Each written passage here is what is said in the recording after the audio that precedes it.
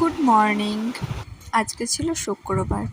সকালবেলা ঘুম থেকে উঠে কাজে যাওয়ার জন্য রেডি হচ্ছিলাম, আর সকলের জন্য খাবার বানাচ্ছিলাম। রুটি বানিয়েছিলাম, সকালে বানাচ্ছিলাম আর কি। রুটি বানালাম, আর রুটির সাথে সাথে বানিয়েছিলাম পটল আলু ভাজা। তো খাবার টাবার বানিয়ে আমি কাজের জন্য বেরিয়ে পড়েছিলাম। তার মধ্যে কাজে গিয়ে যে দেখ প্রত্যেক দিনের মজা, ঠিক আছে, তার মধ্যে আবার একটু ব্যায়াম করে নিচ্ছে।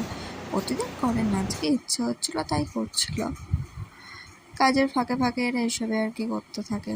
তারপর বিকেলবেলা আবার বাড়ি ফিরে একটু বাজারে একটু সবজি টবজি কেনার ছিল বাবার সাথে, তাই গেছিলাম বাজারে। এখনও বাড়ি ফিরিনি, কাজের দিক থেকেই বাজারে গেছে। তারপর বাবার বাজার করা হয়ে গেলে বাবার সাথে আবার বাড়ি চলে এলাম। Tata, good night.